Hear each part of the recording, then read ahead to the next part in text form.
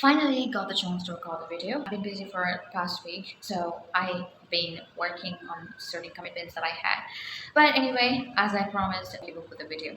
Let's get to those tips which I eagerly waiting to say and share. But before getting into those tips, I just want you to give some basic things that you have to do before getting to learn something new. And the basic thing which I want to share is easy. Imagine that you are a 3-year-old kid, but you can't do that, right? Whoever is teaching or whoever is trying to teach you better, they'll suggest you to do this basically. I have also seen in many videos, but when I'm learning something new, I don't know something about, but I want to learn that, and I'm going to be a beginner in that. I would go and search for videos. They'll teach you, they'll first say that you have to think of you as a 3-year-old kid and do like that. But how can we do like that? I too was surprised. I am an adult, bro. I cannot do that. Like that people will think. But the basic thing that you have to do to make your brain believe that is, I have a secret tip that I can help you with. For example, if you are, imagine something you're good at. I'm good at dance. So if I want seriously I'm good at dance, don't think I'm flattering or exaggerating. I love dance. I love dance. If I am teaching a 3-year-old kid, how would I teach? I'll just be more patient. I'll first teach them 1 or 2 tips. So that you have to think of yourself. If you are giving something new to yourself, treat yourself as a 3-year-old kid, like how we treat something we know better for a 3-year-old kid. So think like that and do that. This is the best thing you can do before learning something new.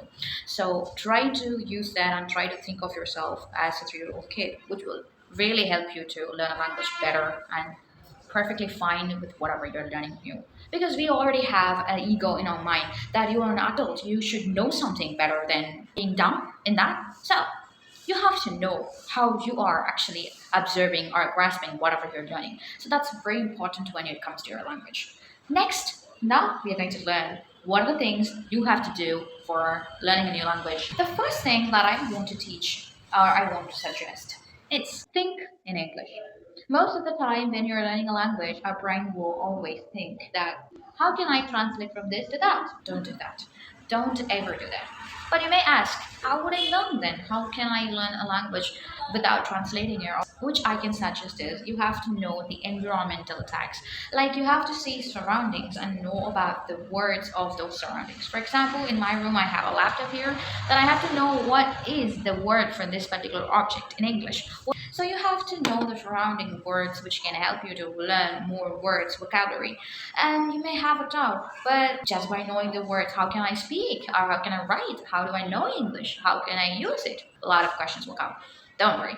You just need to imitate or adapt or try to understand. Like you're trying to understand. Actions are the basic for learning a language. Example, like 1-year-old kid, the baby will start to speak at the age of 2 or 1.5, maybe like we don't know. But what we will do is we used to show the baby how we have to pronounce the word or how to say that, how to use that. Or we usually use the object reference. This is that, this is this, say it like that, say mom, say dad, like that. Mostly, repeating something will always trying the best in you to understand something that you're trying to get in your mind. So thinking English is easy for you to do when you are doing it like this. A method is easy. Nowadays, a lot of gadgets are there, applications are there. You use flashcards and things to know about these kind of objects and work on that. So it's easy for you. Stop translating in your mind. Trying to think directly in English, not in your native language. Okay, don't do that. When you think in English, your fluency improves naturally. The second tip that I'm going to mention is interconnected with the first tip. This particular tip, which I'm explaining, is it's a simple, easy tip, which usually people refer that you have to speak 5 minutes daily in English or whatever the language you're trying to learn. You can have errors, but you have to do it anyway. If you are doing the first step daily, you will get the chance to correct yourself when you are speaking 5 minutes a day. Why I'm suggesting you have to speak in front of the mirror means you can also see your body language, your way of speaking. Also, main thing when you are speaking with someone, eye contact is important. The third tip that I want to share, basic conversations. You will learn the terms that you have to use. For example, we have greetings or responses. Like the next one I can suggest is describing a photo or an action, or describing what you're actually currently doing. Okay, for example, if I am going to talk about something that I love, or you can use it for something which you want to spend your time with, or a kind of activity that you like, maybe like that will help you to. This particular tip I would love to suggest for the intermediate learners, because if you're half the way of learning the language, then it'll really help you. But for the learners who are learning from the scratch, any kind of language they're learning, the past tips will help you. But this tip is for intermediate learners, because this needs some skills or some idea about the language. Otherwise, you can't do this particular tip, which I'm going to suggest, which is called paraphrasing practice. This paraphrasing practice is all about you're going to explain the context in a different way with different words. That's all. You should not actually, I cannot say you don't, you should not change the meaning of that context, but you have to express with different words, different sentences, which will help you to learn a lot of synonyms and a lot of linking words, and how are the different ways we can express the same concept in different contexts. That's what paraphrasing practicing is. When you learn a new sentence, challenge yourself to say it in three different ways. That will help you. For example, if you're learning a basic greeting, how can I greet the person in three different ways? That will help you to learn a lot of different words, a lot of different kind of ways to talk or use. So this will help you to improve your speaking, at the same time reading, at the same time listening, and also the last one.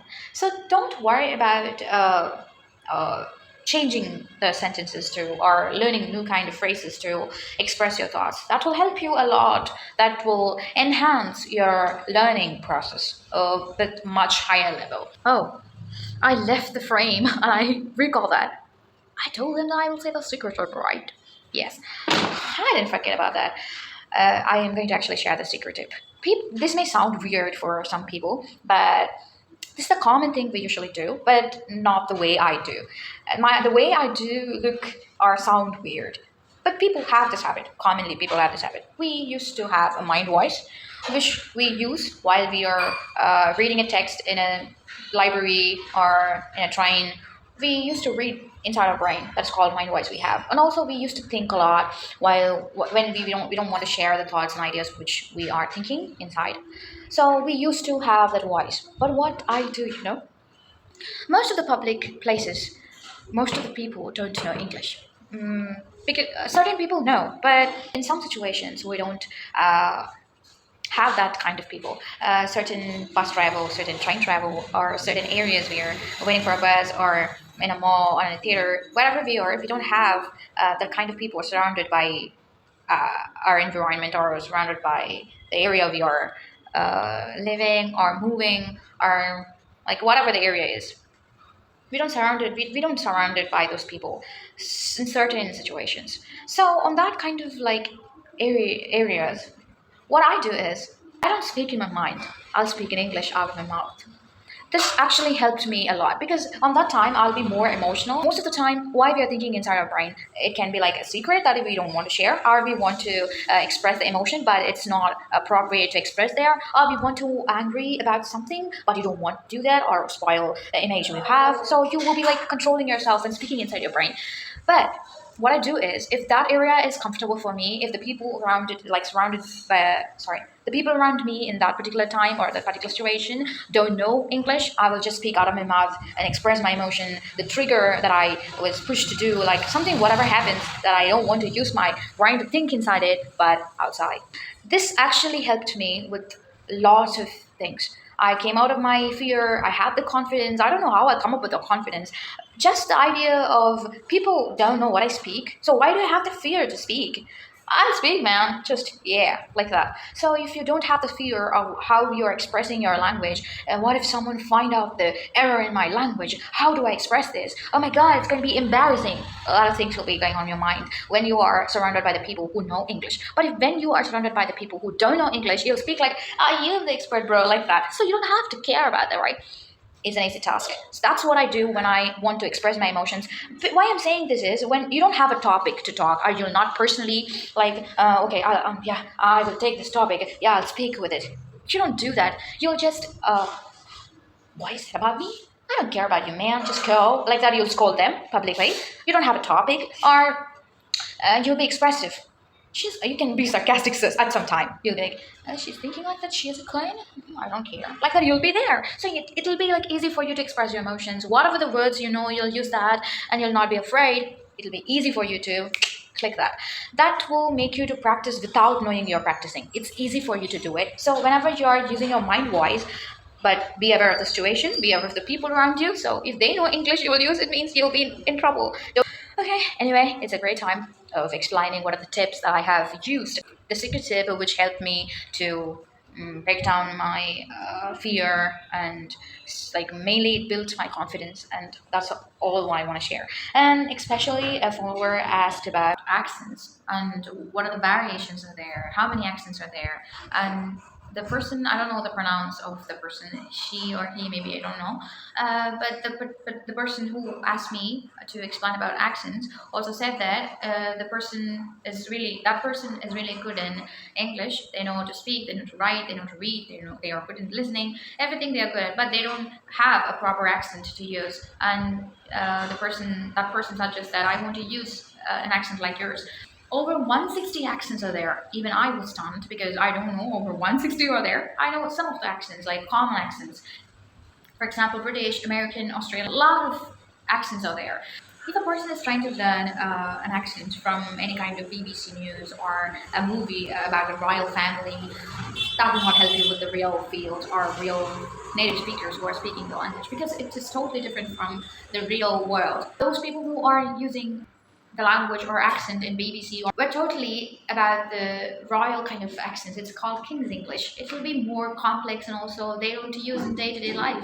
That is a formal kind of English. You cannot connect to the English people who are the real natives who are speaking the real language. How we have a different accent in news channels or in a newspaper, totally they are different compared to the daily language we speak. That is what they're trying to say. So every individual have their own accent. You don't have to adapt or imitate to a particular accent. American is there, Scottish is there. Within England, there's a lot of different accents because of the country. They have different kind of areas all over the Great Britain. British people have different kind of accents because of their variation in culture, because the way they speak, where they live. For example, in our native country where we're living, we use different kind of accent. Countryside a different accent. In a modern town, a city, they'll have a different accent. That is what actually they're trying to say. So if you are trying to learn an accent, it is not much needed when you're trying to speak.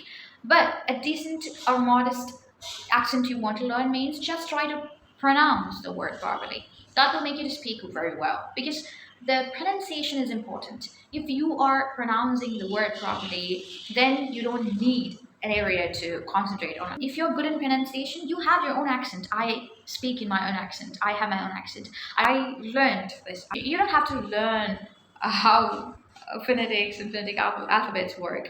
You just have to learn the sound, the proper sound of that particular word. That is important. So that's all about today, and I have created much more better, I think so.